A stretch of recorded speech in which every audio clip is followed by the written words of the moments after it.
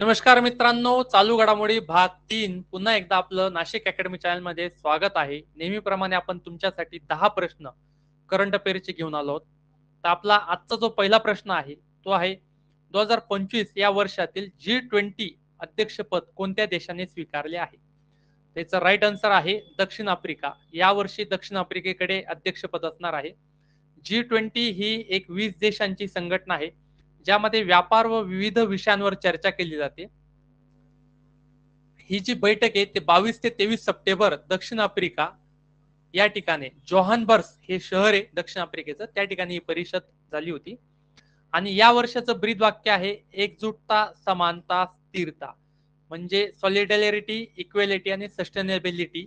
तर मित्रांनो, हे ब्रीद वाक्य जे आहे ते परीक्षेला विचारलं जातं, तर ते तुम्हाला लक्षात ठेवायचं आहे। मित्रांनो, आपल्याकडे मैदानी आणि लेखीची तयारी करून घेतली जाते। तर मैदानी आपली सकाळी 6 ते 7:30 आणि संध्याकाळी 4 ते 6 असे दोघे वेळेला होत असते।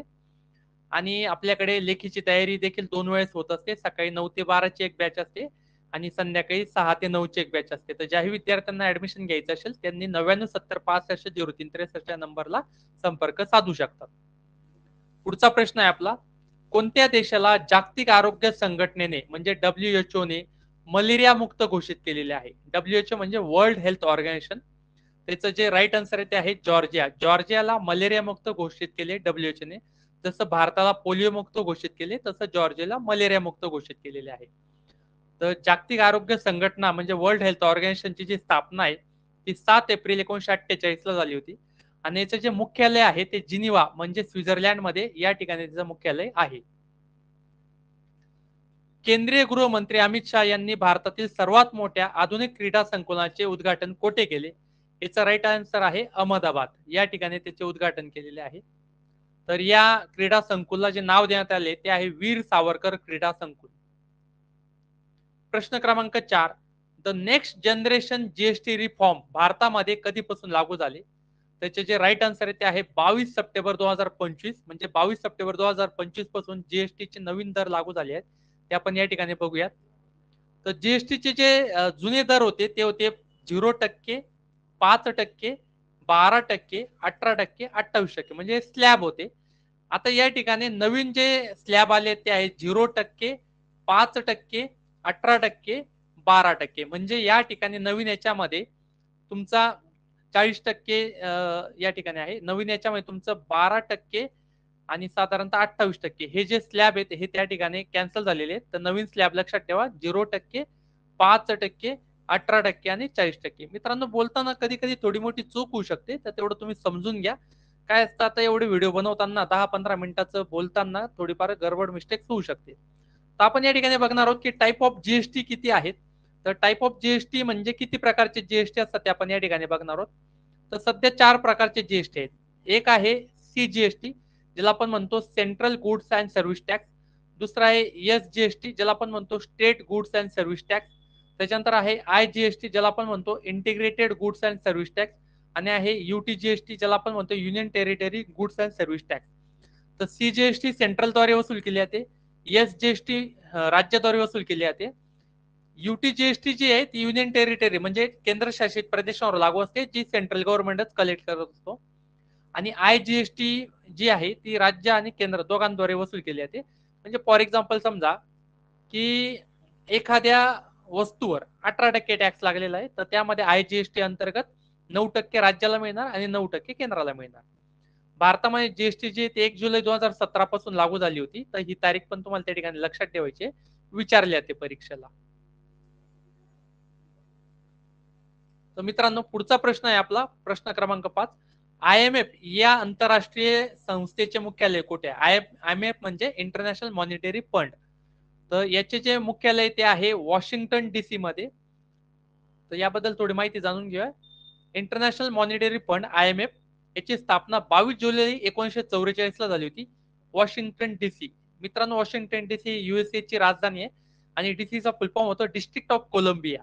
सध्या आयएमएफ चे जे सदस्य आहेत ते 191 सदस्य, 191।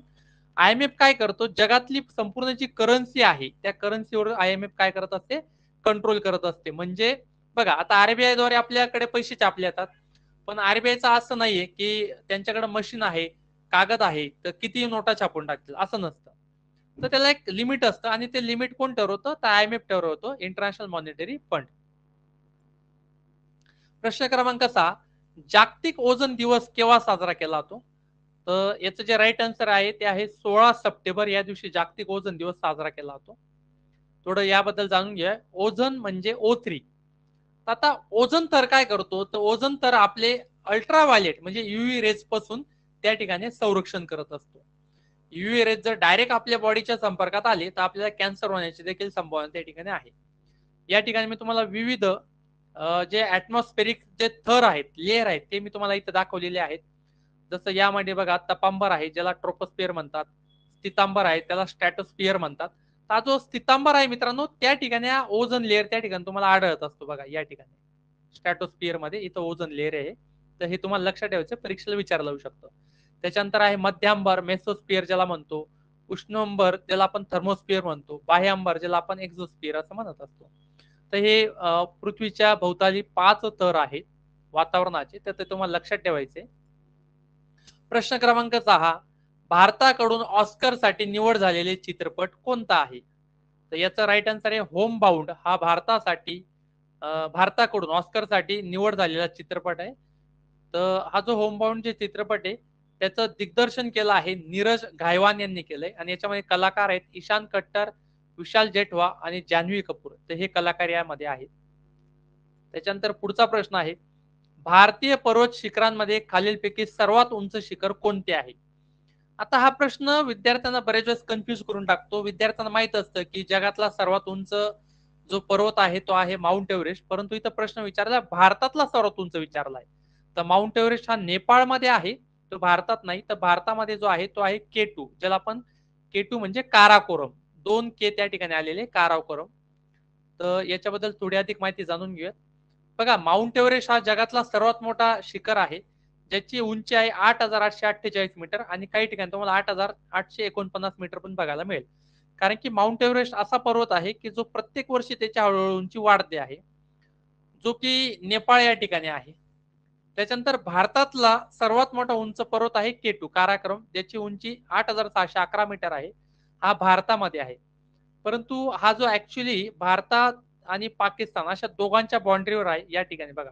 भारतामध्ये गिलगित म्हणून एक ठिकाण आहे, त्या ठिकाणी हा K2 आहे आणि हा पाकिस्तानच्या बाउंड्रीला देखील आहे. त्याच्यानंतर कळसुबाई जे ते महाराष्ट्रातलं सर्वात उंच शिखर आहे. 1646 मीटरची उंची आहे, जे की महाराष्ट्रामध्ये अहमदनगर जिल्ह्यामध्ये आहे. तर पुढचा प्रश्न आपण या ठिकाणी बघूया. गुजरात मधील कोणत्या प्राचीन ठिकाणी राष्ट्रीय सागरी वारसा संकुल म्हणजे NMSC विकसित केले आहे? तर याचं जे राईट आन्सर आहे ते आहे लोथल. लोथल मध्ये हे विकसित करण्यात आलेलं आहे. तर याच्याबद्दल थोडी अधिक माहिती जाणून घेऊयात आपण. तर राष्ट्रीय सागरी वारसा संकुल NMHC म्हणजे नॅशनल मेरीटाईम हेरिटेज कॉम्प्लेक्स, जे की लोथल जिल्हा भावनगर या ठिकाणी स्थापित झालेला आहे. त्याच्यानंतर प्रश्न आहे 10वा, भारताच्या सर्वोच्च न्यायालयाचे सरन्यायाधीश कोण आहे? त्याचं राईट आन्सर आहे न्यायमूर्ती भूषण गवई. हे भारताच्या सर्वोच्च न्यायालयाचे सरन्यायाधीश आहेत. त्याच्यानंतर कालचा प्रश्न होता मित्रांनो आपला, तुम्हाला विचारलेला होता मी, दादासाहेब फाळके पुरस्कार 2025 कोणाला मिळालेला आहे? त्याचं जे राईट आन्सर होतं ते आहे मोहनलाल. तर 55वा मोहनलाल 55वा पुरस्कार जो आहे दादासाहेब फाळके पुरस्कार, तो मोहनलाल यांना मिळाला आहे. परंतु हा 2023 चा पुरस्कार आहे, हे तुम्हाला लक्षात ठेवायचं. 2023 चा दादासाहेब फाळके पुरस्कार 2025 मध्ये देण्यात आलेला आहे. त्याच्या अगोदर 54वा पुरस्कार मिथुन चक्रवर्ती यांना दिला होता. 53वा वहीद रहमान आणि 52वा आशा पारेख यांना दिलेला होता. तर मित्रांनो हे कालच्या प्रश्नाचं उत्तर होतं. तुमच्यासाठी आजचा प्रश्न आहे की भारताची जनऔषधी योजना स्वीकारणारा पहिला देश कोणता देश ठरलेला आहे? भारताची जनऔषधी योजना स्वीकारणारा पहिला देश कोणता ठरला आहे? 4 पर्याय आहेत. मालदीव, भूतान, मॉरिशस, नेपाळ. तर याचं उत्तर तुम्हाला कमेंट बॉक्स मध्ये द्यायचंय मित्रांनो. आणि ज्या विद्यार्थ्यांना हे रेग्युलर व्हिडिओ बघायचे असेल त्यांनी आपल्या चॅनलला सबस्क्राईब करा. आपल्याकडे ऑफलाईन ऑनलाईन रेकॉर्डिंग बॅच सुरू झालेली आहे. बॅचचा टायमिंग आपला सकाळी 9 ते 12 आणि संध्याकाळी 6:30 ते 9. तर विद्यार्थी मित्रांनो, MPSC ग्रुप बी, ग्रुप सी, तलाठी, सरळ सेवा, पोलीस भरती, वनरक्षक, MTS, जिल्हा परिषद साठी तुम्ही आपल्याकडे प्रवेश घेऊ शकतात. आपल्याकडे 8,000 प्रश्नांची PDF नोट्स आहे, जे की तुम्हाला PDF स्वरूपामध्ये 99 रुपयाला मिळणार.